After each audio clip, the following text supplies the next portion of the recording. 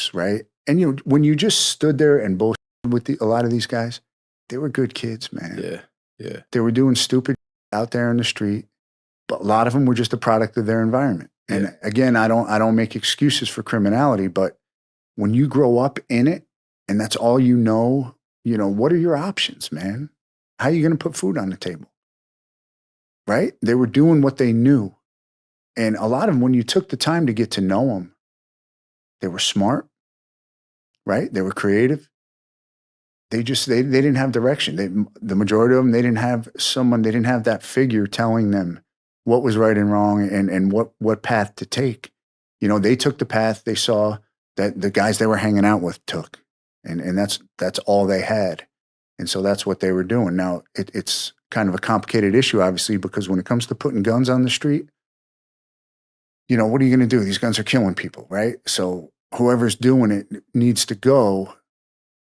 But there's always that little war inside of you when you're working undercover and you finally get to know these people. Mm-hmm. And you say, man, that dude's just, if you put him in a different set of circumstances, right? If you change the game and could transplant him into someone else's life, dude would flourish. Yeah. But he is where he is, man. Yeah. Yeah. Yeah. Ultimately, you started to not want to be around for the takedowns. Yep.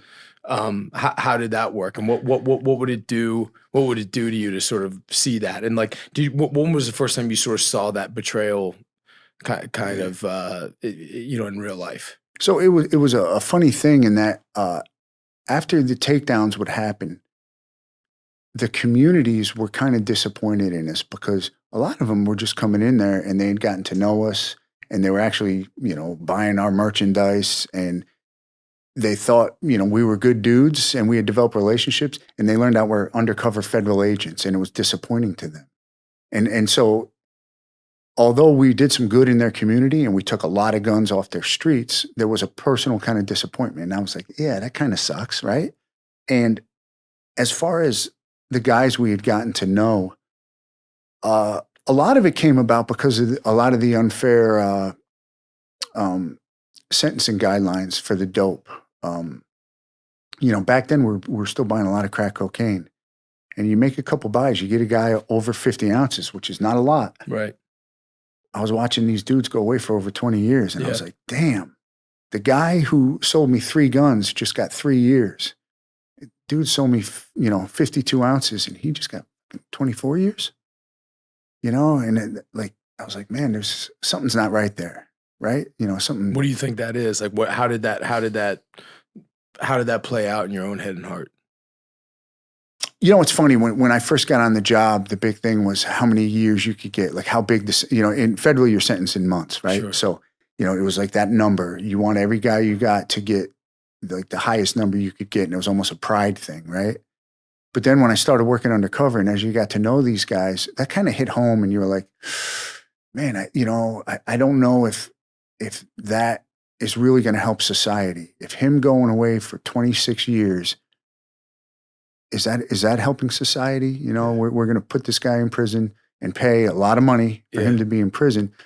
Does that make it better? Or is there another option? Sure. Right? Sure. And again, these are deep questions that I don't know the answer to. Sure. Well, it's crazy though, because it seems like, in order for you to get to the level that you got to, and then, ultimately with Russians and with biker gangs and all that you've done, it's like almost like the main tool you need to have is you need to be able to understand people. You need to be able to get close to people. But that's also going to be the thing that's going to end up hurting you the most because you're getting close with people. Exactly. Like you start liking these guys, and there was guys who this will not make me popular to say this, but there was dudes who I was working undercover on and I developed relationships with that would jump in front of a bullet for me before people in my office would. Wow.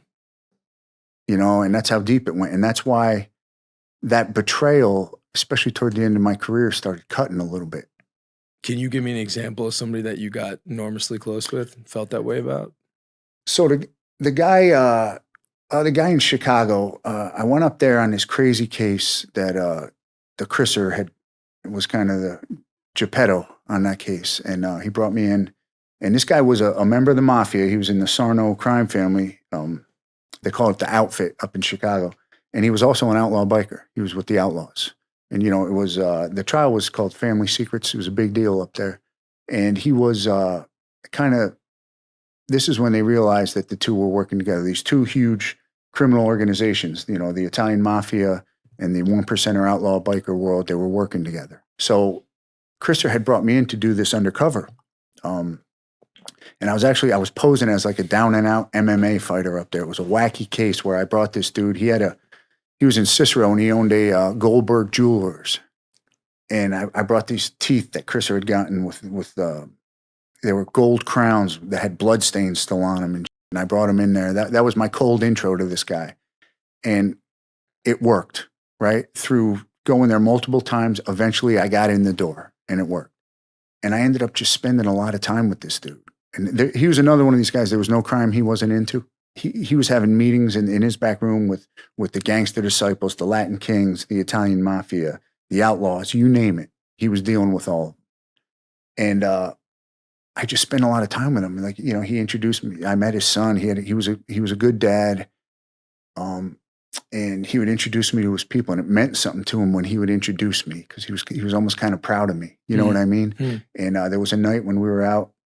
He wanted to meet me out at a strip club, and he started toasting me, and he said, "Listen, I can't trust the people that I grew up with, the people around me in my life." He goes, "It's my 40th birthday. I didn't even know it." He goes, "So I appreciate you being here." He wanted to be with you. Yep. And I was thinking to myself, man, boy, you picked the wrong motherfucker to trust, dude. You know? But I mean, and if you don't feel that inside, like there's something wrong with you. Like you shouldn't be working undercover. I feel if that doesn't kind of get you a little bit, because it got me. I was like, Jesus Christ, man, I don't feel good about this. Yeah. And then so the moment that what you asked about, when they went to take him down, this was a joint case with ATF and FBI.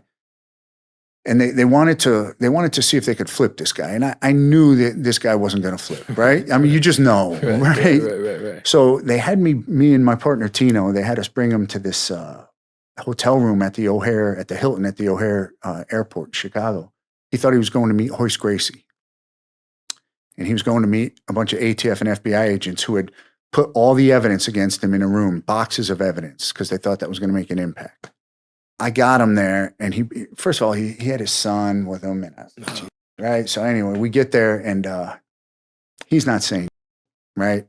And so they come to me in the back room, and they're like, "Hey, go in there and show him your badge." And I was like, "Really? Really?" So this is, you bring him in, so you're driving over that day. Yeah. He has no idea what's waiting for him. It's you, him, and his son. I walk him in, and they jump out, and boom. And so I get into another room. I'm figuring at least I'm feeling like, but my job's done. Then they come to me like, "Hey, go." Did they throw you up against the wall too and handcuff you? No, No, you just split. Up. They told him right away, and he was like, "No," and he wasn't saying much. So they wanted me to go in there, badge him, and see if I get him to talk. And I was like, "Really?"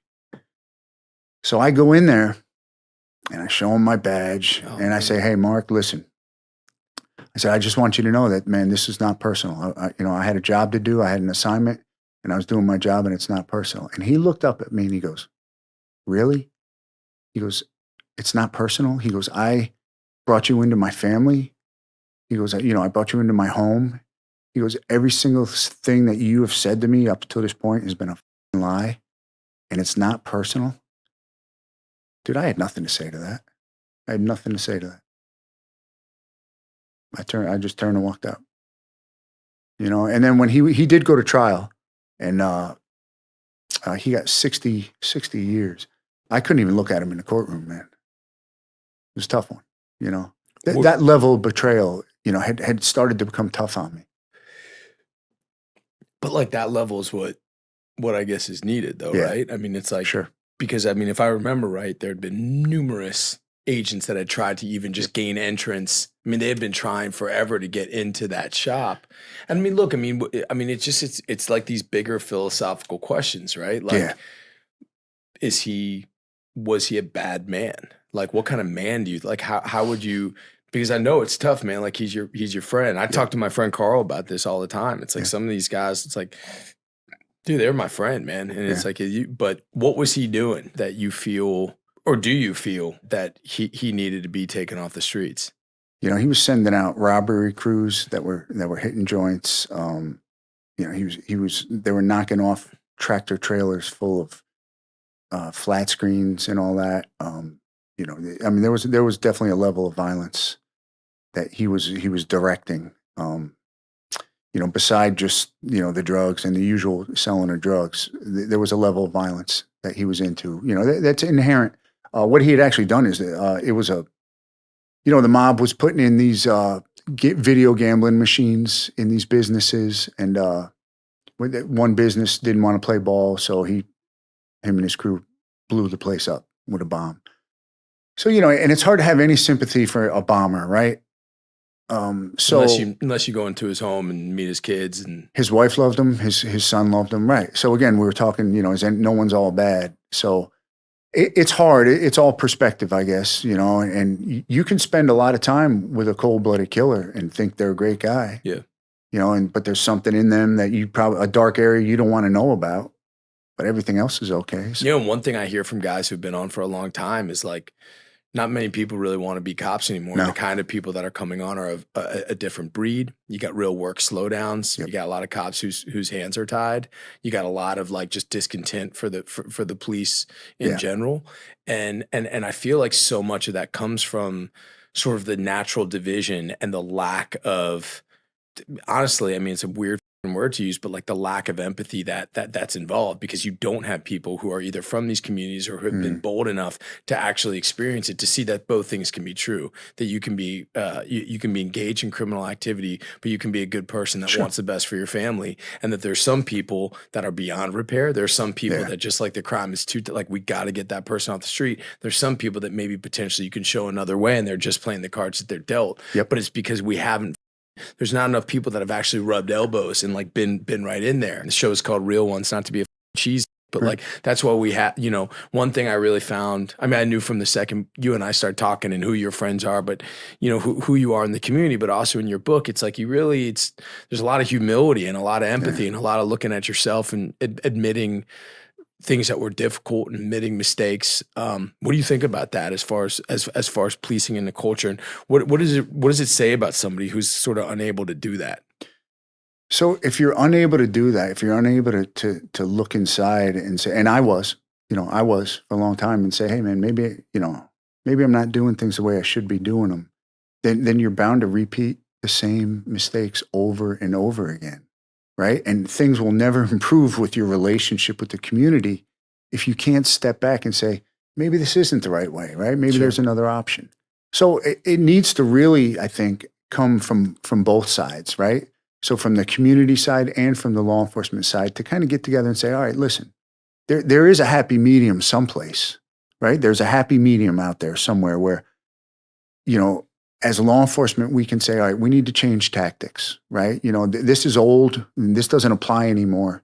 You know, and the community needs to say, okay, we're going to show you some love and support for protecting us and for doing the right thing. Yeah. And you know, we're going to police our own a little bit better to make your job a little bit easier. You know, and so the two can meet. It can happen, and it has happened in some places. But until that happens on a grand scale, man, look at Chicago this weekend, man. Yeah. It's just.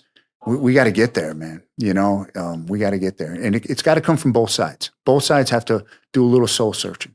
I mean, it's interesting because I remember parts in your book, you know, where you said even like the guys that would come in, these gangbangers or gang members or